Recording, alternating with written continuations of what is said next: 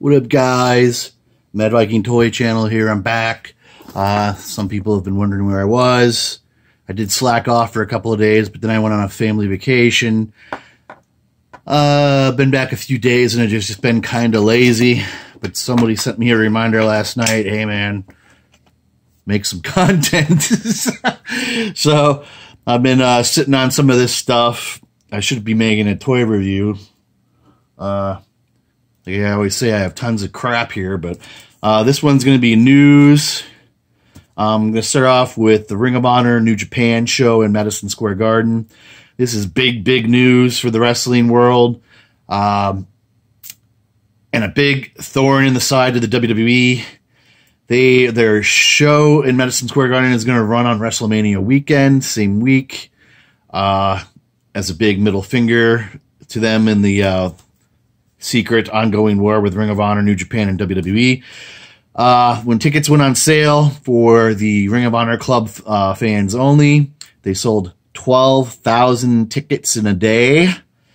And then on that following Friday, they released the rest of the tickets to the public and sold out, I think they said in less than an hour.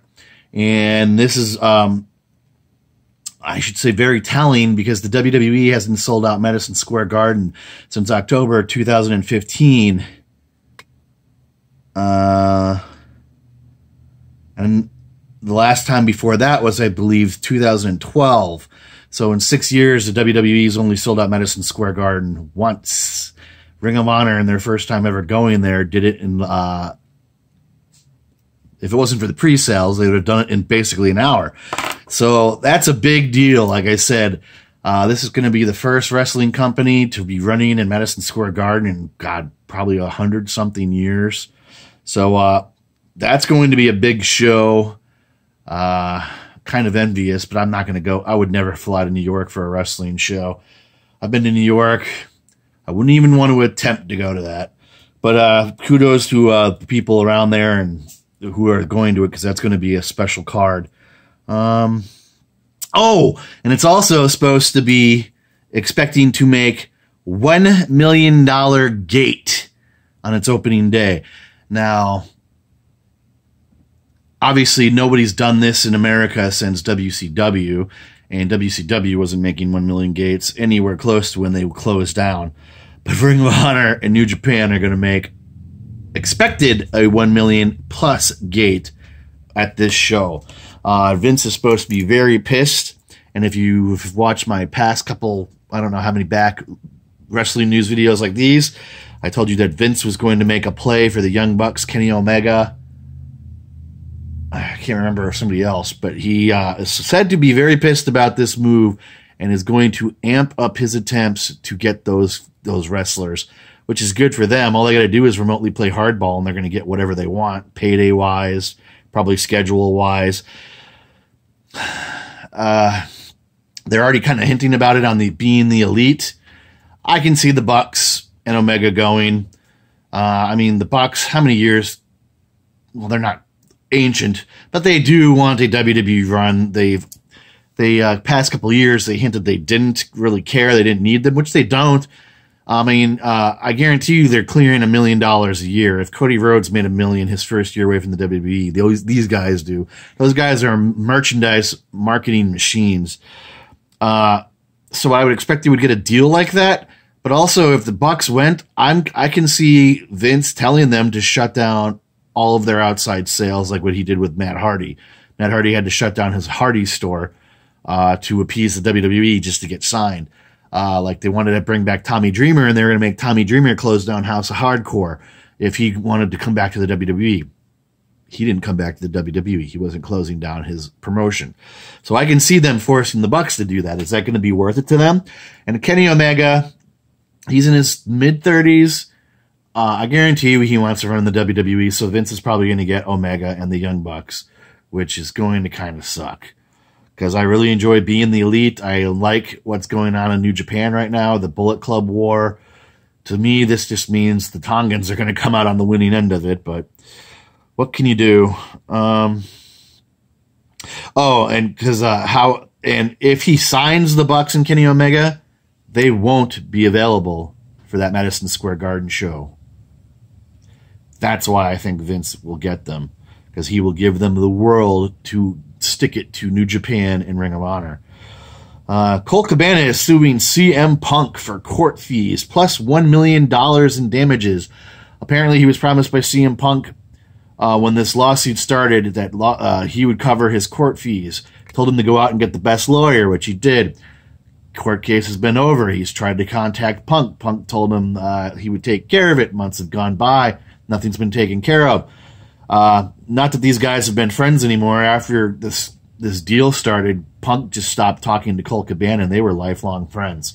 So he's obviously wasn't planning on paying Cabana's. Oh, he did tell Cabana if you could come up with $200 and something thousand to pay for like half or whatever. But I guess that wasn't the original deal, so Cabana is suing. So yeah, I would say that's another CM Punk friend down the drain. Private investigation has been opened up in the death of Brian Christopher. Jerry the King Lawler does not believe that his son hung himself in his jail cell. He's gotten a lawyer. The lawyer has talked to inmates who were there, heard rumors or seen something, and their stories do not match up with the police stories. Lawler was given his own private cell due to his celebrity. It wouldn't mean that there wouldn't be video cameras and things like that. I don't know how far this will go. Jerry wasn't really supposed to be talking about this, but he talked about it on his recent podcast. So we'll see how this plays out. I kind of thought it was a little weird that he'd hang himself in jail, but because it was his third DUI in Tennessee, he had a 90-day jail sentence. So for a guy who was a drinker and probably on drugs, he was detoxing and probably going nuts. But it's still, I don't know, man. Are you going to kill yourself over it? So that if you watched my video when I said that he had passed away, I said, man, that's really got to be hard for someone who killed himself, over a restaurant or whatever. But drugs are, if drugs were the case, I mean, that's a hard thing to kick, especially in prison. You ain't going to get any mercy, any help. You're going to have the sweats, the chills, the violent sickness, all that stuff. Maybe it was too much for him, or maybe the cops beat him to death. I don't know. I guess we'll find out.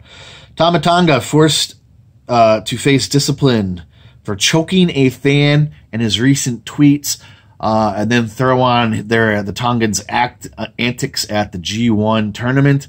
They constantly got involved with the Elite's matches, costing Kenny Omega 2 matches, even one losing to a comedy wrestler prior to them jumping him. He had beaten Tonga in a match. He was undefeated in the tournament, which was unheard of. He did finish out in the B tier level of the G1, but the Tongans were told if they interfered in another match in the tournament, they were going to be suspended.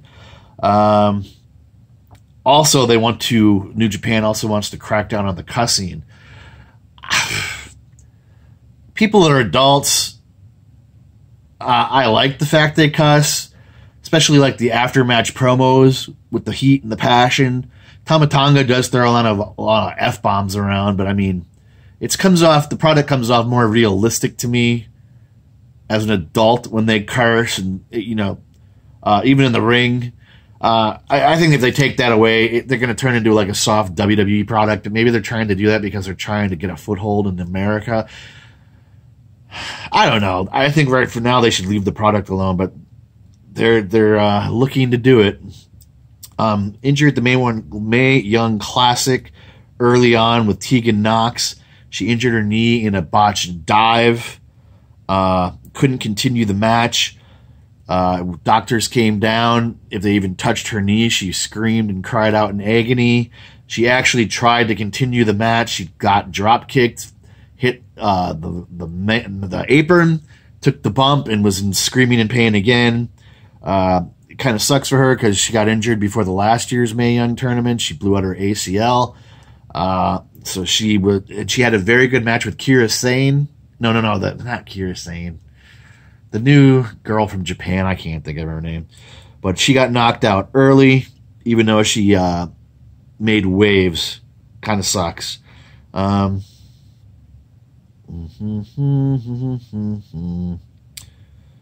Skipping that. What is this?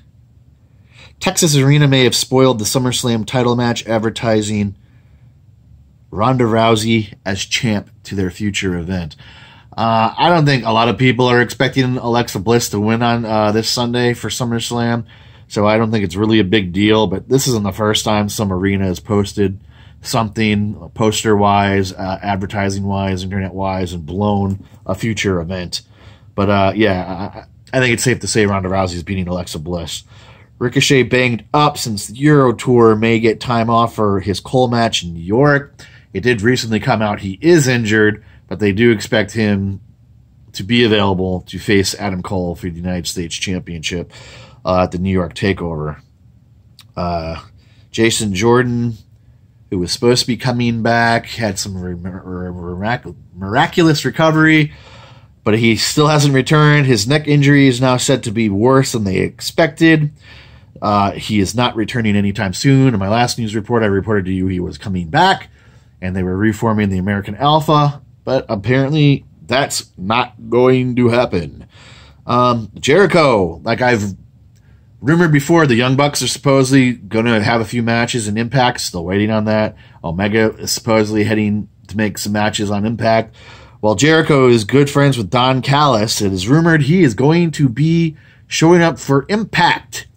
Now, people are going to say, oh, Jericho said he wasn't going to wrestle for any other company on American soil. Impact tapes in Canada, folks. And Don Callis is his friend. Don Callis got the job with Impact through Chris Jericho, talking to the owner of Anthem. Don Callis is also the main factor of Jericho coming to New Japan, having his matches that he's had.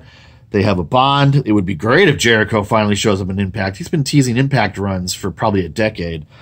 Like I said, it would be a fresh thing. I think if he does go there, number one, he's probably going to fight Sami Callihan, because they already have a beef online.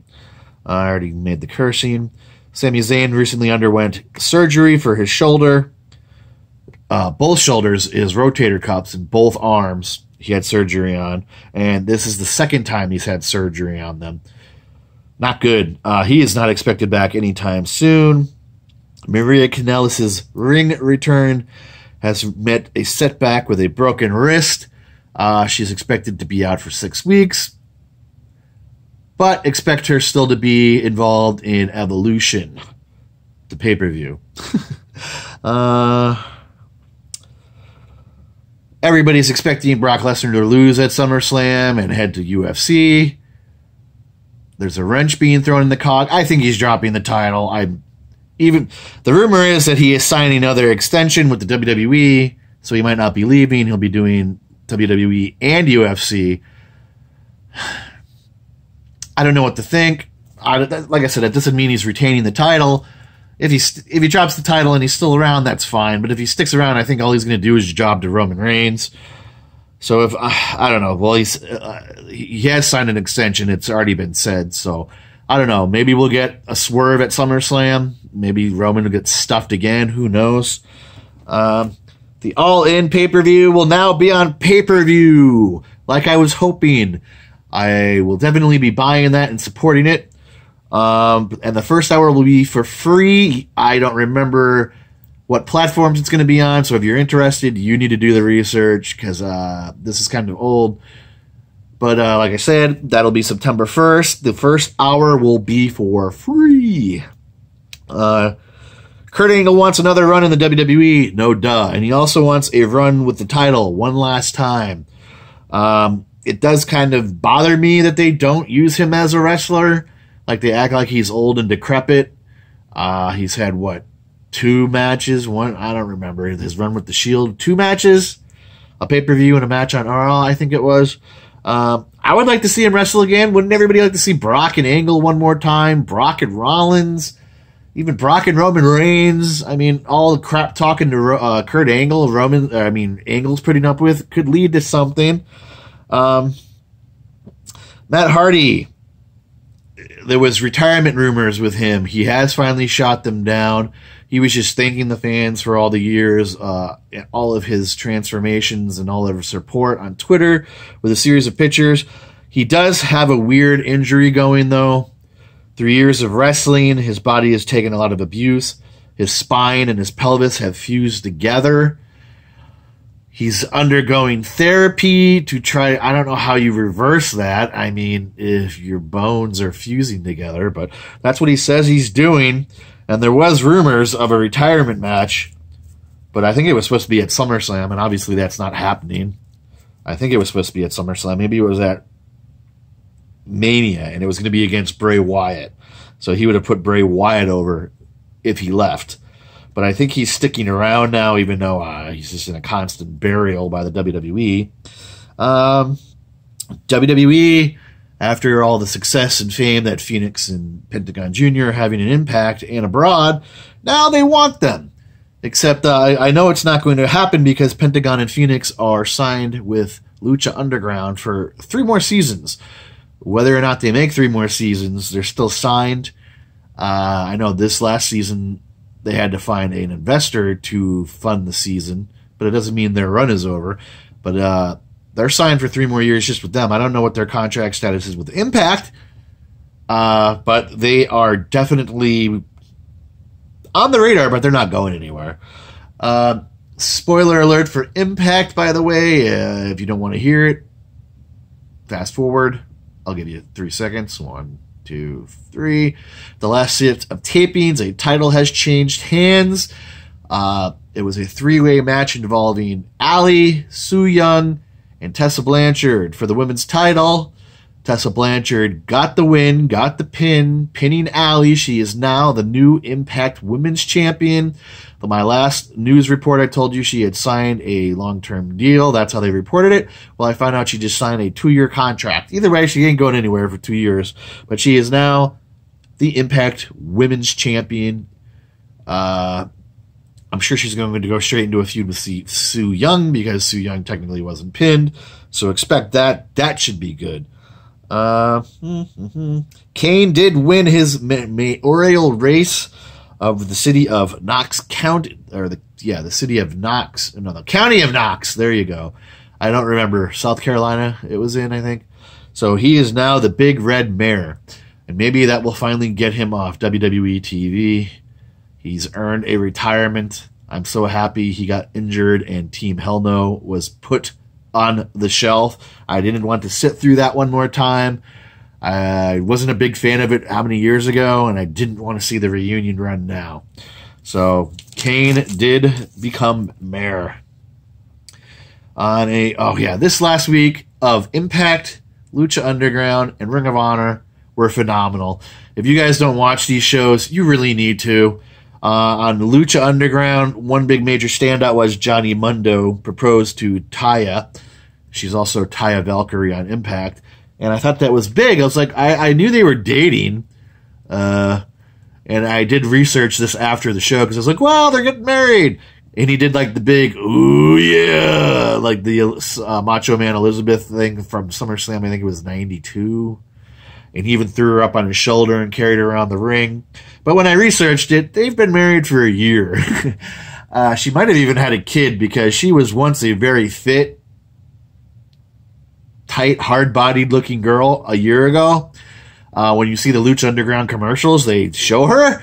She's kind of a very big, thick girl now. So I'm assuming they had a child in the last year. But yeah, I guess that'll be a big storyline going forward in Lucha Underground. Johnny proposed to Taya. Randy Orton. He is under investigation for just being an asshole as usual. This is a story I've heard before, but somehow it's being resurrected. And I don't think anything's going to come of it because he's a chosen one, a golden boy, even though they could let him go. He's still got plenty of years on him, but he's been around since 2002. He's kind of old news. That's why they let him go now every summer for 2 months because they just write him off TV.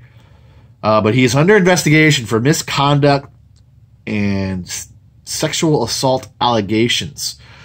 What he's known for in this case doing is whenever there's a new writer hired, he goes to the writer meetings and he approaches the new writer and he exposes himself, sticks his hand, First sticks his hand in his pants, rubs his D and B's, and then exposes himself to the writers, and then wants the writer to shake his hand. And of course, they sit there stunned, shocked, and they don't. And he's like, "Oh, are you big leaguing me? You don't want to shake my hand? That's effed up. I'm going to tell Vince and Stephanie." Well, he gets these people to shake his hands, which is gross. But apparently, even in one incident, Stephanie walked into the room and he just managed to put his D away before she saw it. Who says she didn't see it? She just probably didn't do anything. But now it's under investigation, and supposedly, I've seen this on a couple of sites, but I don't know if it's going to happen. Supposedly, he might be getting fired over this. If they do, that's going to be a big chunk of change. WWE frees up not paying him, but I don't see it happening. I will be shocked as poo if it does. Bone Soldier. He was one of the last Bullet Club members hanging on the edge, like whose side is he joining? I predicted a long time ago, of course, he was going to join the Tongans, which he did. He was in a 6-man tag team match for the Trios title. I can't think of the name, which was being held by the Young Bucks and Marty Scurll. He was joined up with the Tongans, and they defeated the Young Bucks and Marty Scurll. Now the Tongans are the Trios champion, and the Tongans afterwards challenged the Young Bucks to the IWGP Heavyweight Tag Team Championship titles that they currently also hold. But yes, Bone Soldier turned on them. How do you turn on them in a match? But he did, and he joined the Tongans, the firing squad faction of the Bullet Club. The 1000th episode of SmackDown is coming. God, I can't believe it. Yeah, I guess it did start in 1998. They've already advertised legends, Hall of Famers, and a big star is returning The Undertaker for this episode. To me, I don't know how they don't put out an olive branch and get Jericho back, as Jericho was a huge factor of SmackDown back in the day. So is The Rock, but I'm sure those will be surprises. But that's being advertised. The Undertaker will be on SmackDown 1000. Hiroshi Tanahashi was the winner of the G1 tournament finals, beating Kota Ibushi. This is his 3rd time winning the G1, which also means he gets a heavyweight title shot at Wrestle Kingdom, January 13th in 2009. Big win for him. He surpassed Omega, Okada, advancing to the A block. It's such a complicated tournament, but it is very popular, very big. It's probably their SummerSlam. Of course, Wrestle Kingdom is their WrestleMania. Speaking of pay-per-views, SmackDown. SummerSlam is this Sunday. It's going to be 4+ hours long, not including the kickoff show. So get your piss buckets and your poo diapers ready, because it's going to be one of those. 3 SummerSlam kickoff show matches have been announced. This one kind of makes me mad. It should be on the show, but there's going to be 11 matches on SummerSlam, probably even more.